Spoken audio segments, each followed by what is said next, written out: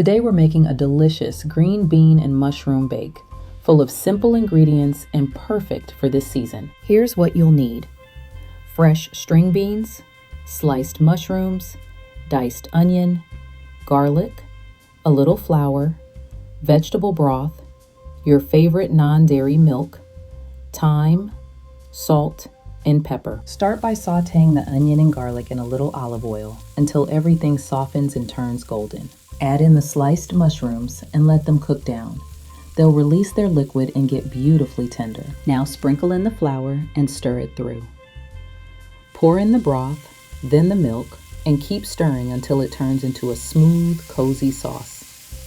Season with thyme, salt, and pepper. Add the fresh green beans and fold them into the sauce until everything is coated.